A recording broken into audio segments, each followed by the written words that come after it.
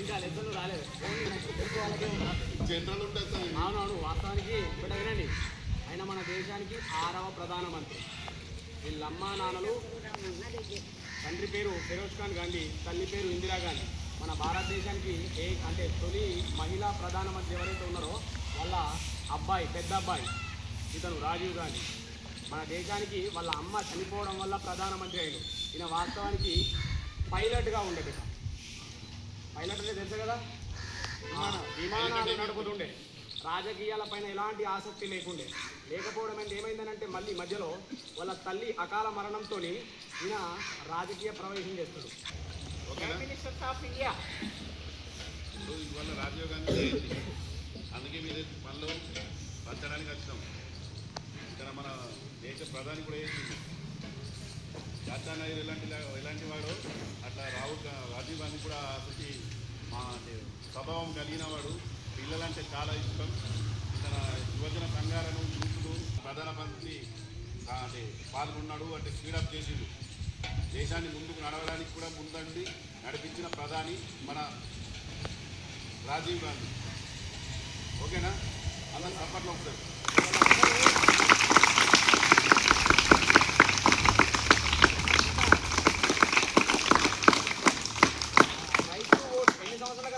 మనకు వాస్తవానికి అది మనకు స్వాతంత్రం రాజీవ్ గాంధీ గారే దాన్ని 18 సంవత్సరాలకు కుదించిండు, తగ్గించిండు. ఎందుకు? యువతకు ఎక్కువ అవకాశాలు కావాలా రాజకీయాలలో వల్ల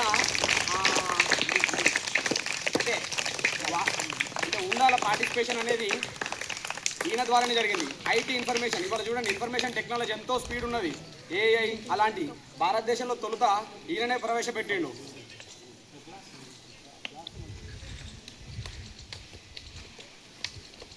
అంటుర్రా ఇప్పుడు చాచా నెహ్రూ అంటారు కదా బేట, చాచా నెహ్రూ వల్ల మనమడే ఇతను.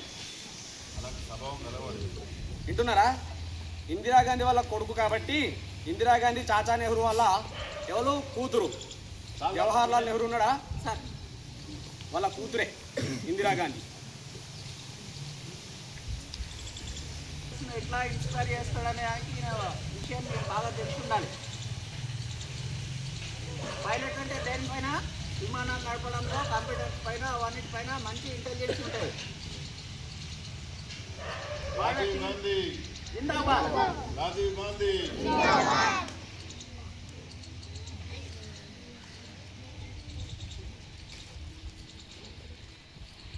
ఈరోజు తన పుట్టినరోజు సందర్భంగా మీ అందరికీ పండ్లు పంపడం జరుగుతుంది. అందరు ఏమంటారు? చప్పట్లు కొడతారా?